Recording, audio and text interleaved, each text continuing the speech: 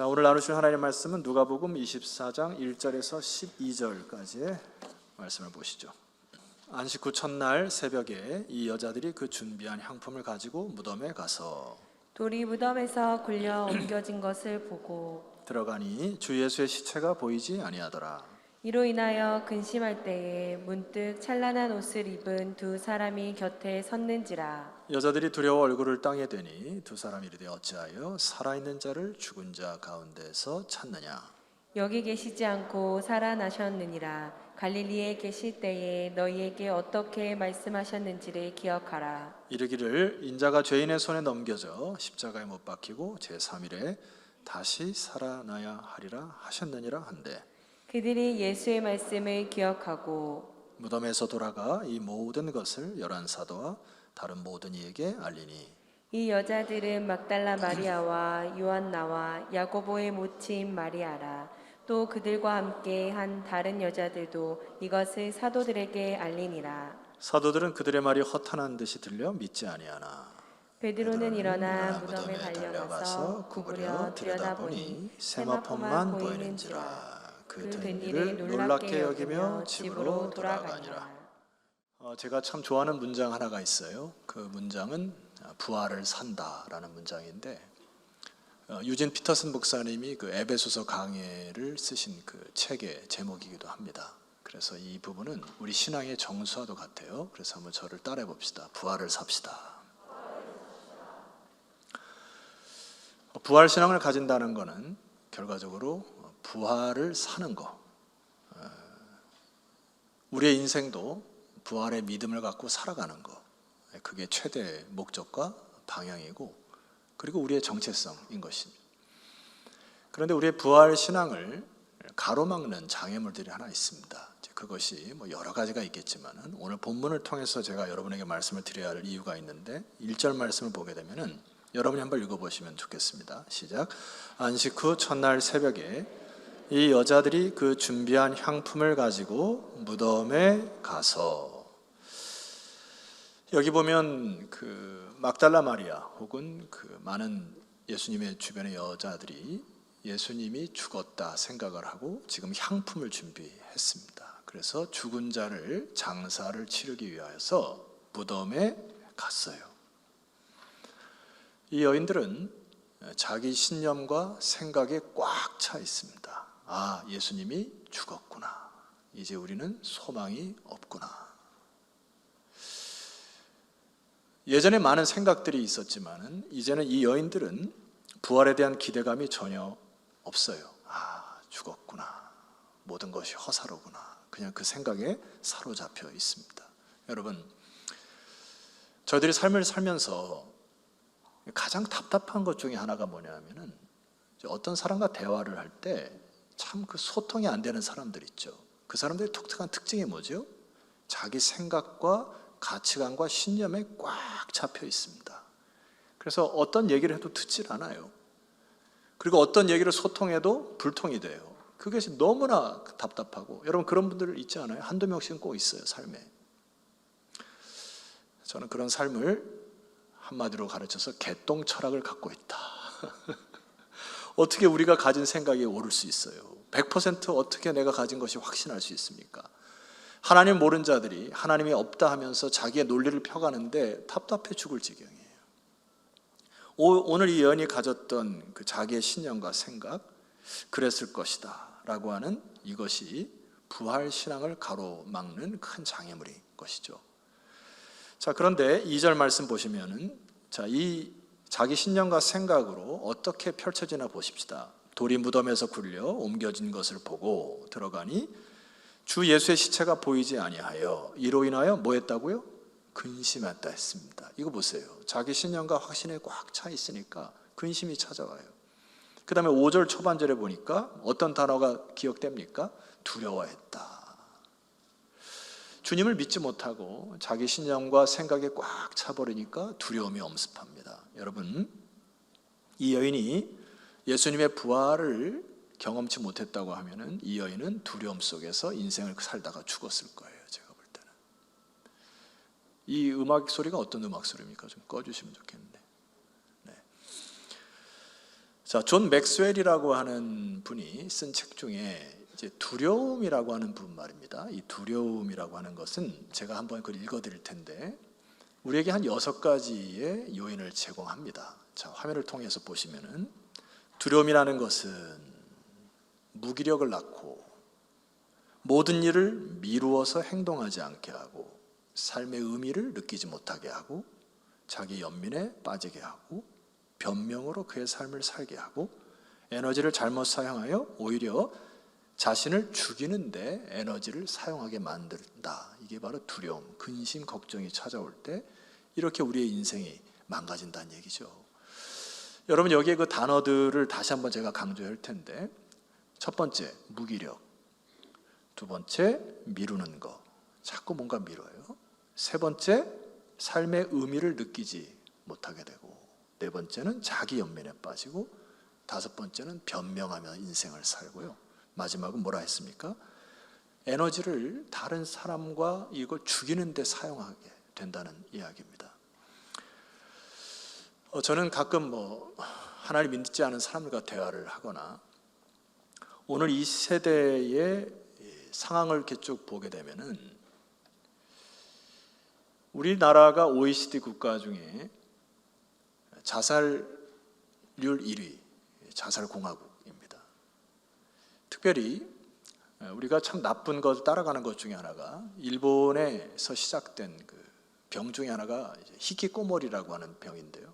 이게 이제 우리나라 말로 하면 은둔형 외톨이라고 하는 건데 자기의 생각과 아집에 꽉 사로잡혀 있어서 다른 사람과 소통하기 싫어하고 자기만이 옳다고 생각해서 자기 생활에 갇히다가 그냥 그렇게 인생을 혼자 먹고 혼자 살다가 살아가는 사람들이 늘어나고 있습니다. 우리나라에.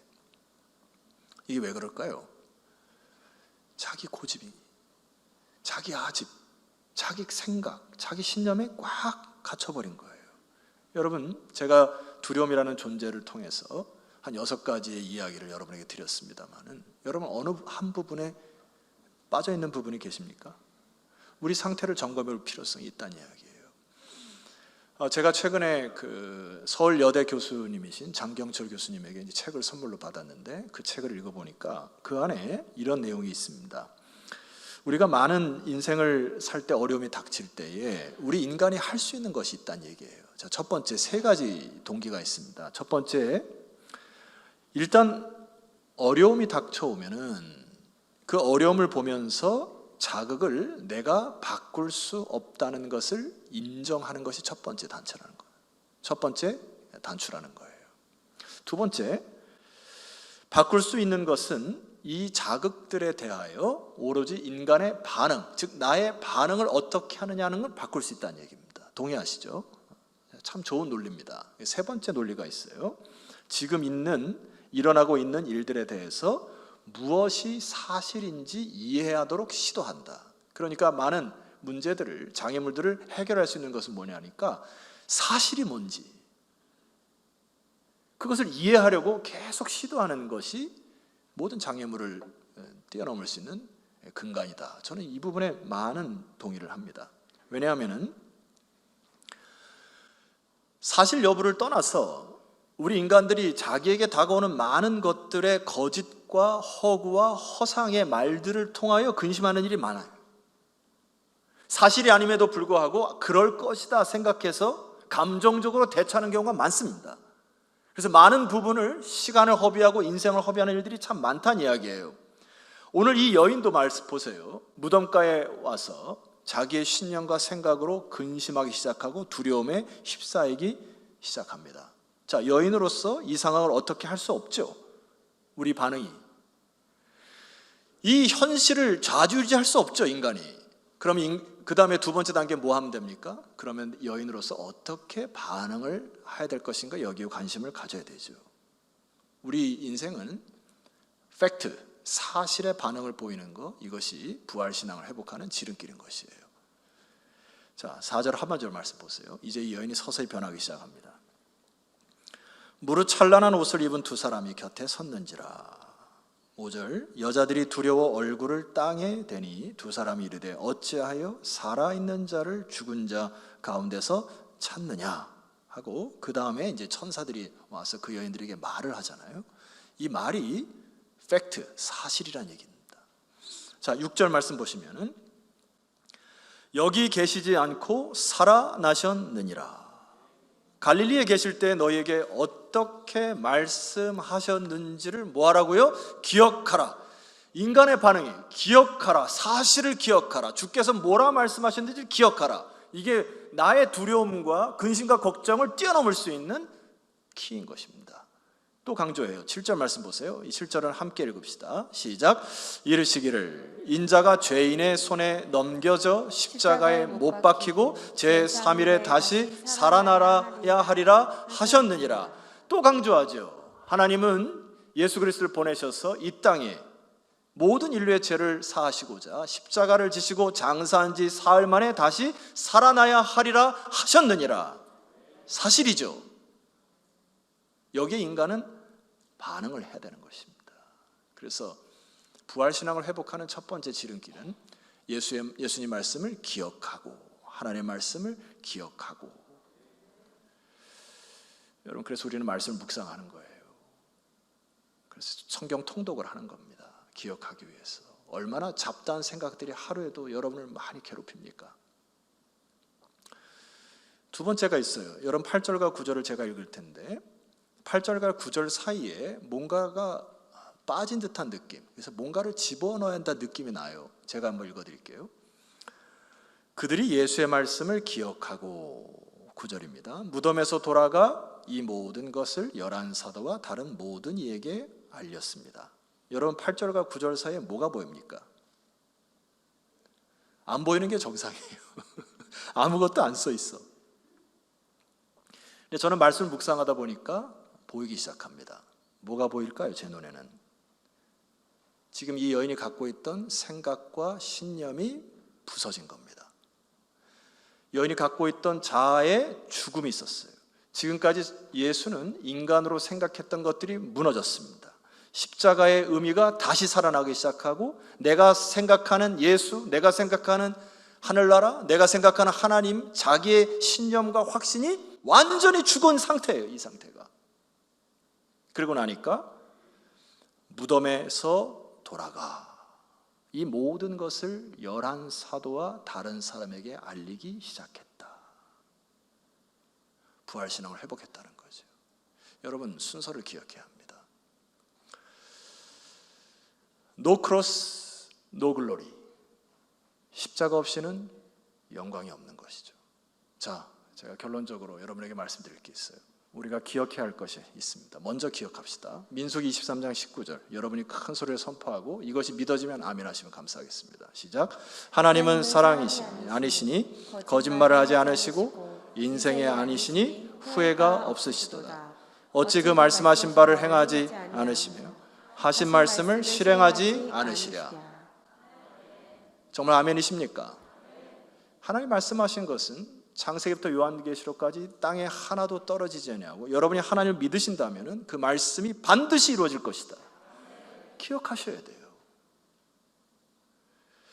그러나 우리가 인생을 살아가면서 이제 두 번째 부활 신앙을 회복할 요소가 있습니다. 전도서 12장 7절 말씀 보면 이것도 한번 선포해 볼까요? 시작. 흙은 여전히 땅으로 돌아가고 영은 그것을 주신 하나님께로 돌아가기 전에 기억하라. 전도서의 기자가 우리의 인생에 죽음이 있다고 하는 것을 기억하라 이야기죠. 창조주를 기억하라. 자, 세상 사람들은 이 세상을 살아갈 때 자신의 영화를 해서 살아가죠. 여러분 혹시 그 메멘토 모리라는 단어를 들어보셨습니까? 메멘토 모리라고 하는 단어는 라틴어로서 자신의 죽음을 기억하라 라고 하는 건데, 이 영화로도 나왔던 것을 기억해요. 이 영화가 어떤 영화냐면은 로마의 개선 장군이 로마로 전쟁을 싸고 승리해서 들어가다가 이제 노예들을 시켜가지고요, 뒤에서 라틴어로 메멘토 모리, 메멘토 모리 계속 외치게 합니다. 이게 왜 그럴까요? 장군이요, 당신이 승리를 했지만 장군이 곧 죽을 것을 기억하라. 이게 아주 지혜인 거죠. 로마 사람들이 자기가 어떤 승리의 기쁨에 만취되지 않냐고 또다시 싸움에 나가기 위하여, 또 로마를 확장하기 위하여 겸손하여져서 이 땅을 또 다른 제국주의로 펼쳐가기 위하여 겸손으로 뒤에서 메멘토 모리, 메멘토 모리 막 그렇게 얘기합니다. 죽음을 기억한다는 거 굉장히 소중하죠.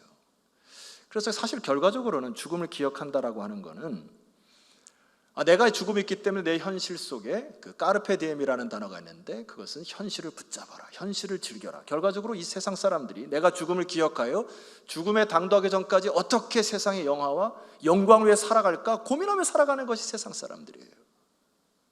근데 우리는 그렇게 죽음만을 기억하는 존재가 아닙니다. 한 가지만 더 여러분에게 말씀드릴게요. 제가 좋아하는 그 저자가 있어요. 참 글을 잘 쓰시고 책을 많이 쓰시는데 C.S. 루이스라는 분이 있습니다. C.S. 루이스라는 분이 쓴 책 중에 유명한 문구가 하나 있어요. 화면을 통해 보시죠. 죽기 전에 죽어라. 그 후로는 기회가 없다. Die before you die. There is no chance after. 이게 무슨 말이에요? 죽기 전에 죽어라. 그 후로는 기회가 없다. 우리 그리스도인들은 이 세상을 살아갈 때 살기 위해서 사는 게 아닙니다. 십자가 내용을 보면 우리는 십자가의 죽음 뒤에 영화로운 부활을 소망하는 자들임을 믿습니까?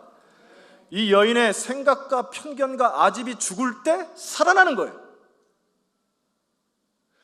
부활을 앞두고 여러분, 왜 근심이 사라지지 않아요? 여러분, 왜 두려움이 사라지지 않습니까? 왜 모든 걱정과 여러분을 짊어지고 사십니까? 내 자아가 죽지 않아서 그런 것이죠. 나의 생각과 편견과 아집이 죽지 않아서 그렇습니다. 여러분, 인생을 살아갈 때 많은 한계 상황을 만날 거예요. 원하지 않은 질병이 찾아오고 코로나에 걸려서 아마 죽다 살아난 분도 계실 거고, 관계가 끊어지기도 하고 내가 재물을 쓸 수 없는 한계 상황에 다다를 때 우리 그리스도인들은 땜빵으로 이것을 벗어나려고 하는 것은 위험합니다. 그런 위기가 찾아올 때 우리가 하나님께 기도해야 될 것이 무엇입니까? 하나님, 내 자아가 죽게 하옵소서. 내 생각과 편견, 나의 판단, 나의 주관, 내 자아를 적극적으로 죽이기 시작할 때 주의 구원의 은총을 다시 근본적인 저 뿌리부터 부활신앙이 솟아나는 것이죠. 성도 여러분, 부활의 아침에 자꾸 죽으라 해서 죄송합니다.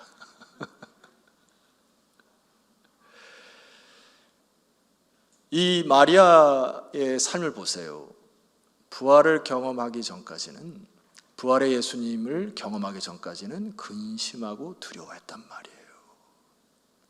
그런데 자아의 모든 것이 깨지고 내가 모든 것이 잘못됐다는 그 아집들이 무너지기 시작할 때 오늘 본문의 9절에 그렇게 나왔어요. 무덤에서 돌아가.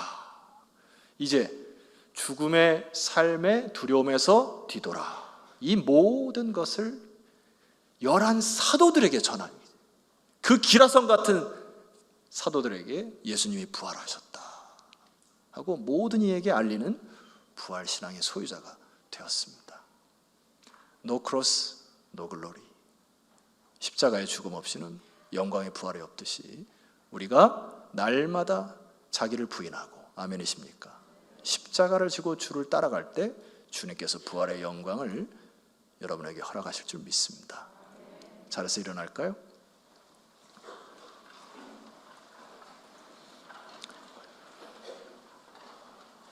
여러분, 부활의 아침에 이번 한 주간 동안 깊이 묵상하세요. 내 아집과 고집이 무엇인가? 여러분, 나도 모르게 근심과 두려움이 찾아온다면 여러분 거기에 꽉 묶인 것입니다. 답답한 거예요. 그러지 마세요.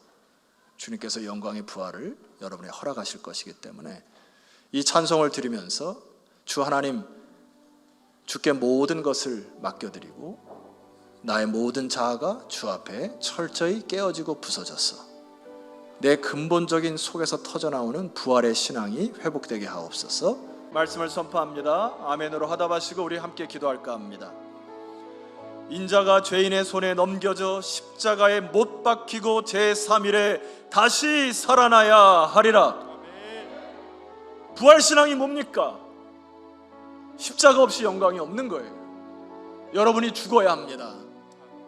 나의 생각, 나의 자아, 나의 욕망, 십자가 앞에 죽으실 때 주께서 여러분을 부활의 생명으로 이끄실 것입니다. 그것이 부활 신앙이에요. 오늘 말씀 기억하여 주여, 내가 우리 가정에서, 우리 교회에서, 수많은 관계 속에서 더 죽겠나이다. 제 속에서 터져나오는 부활의 기쁨, 근본적인 하나님의 영광스러운 그 기쁨을 회복시켜 주시옵소서. 우리 주여 한번 간절히 부르시고 기도하며 나아갑니다.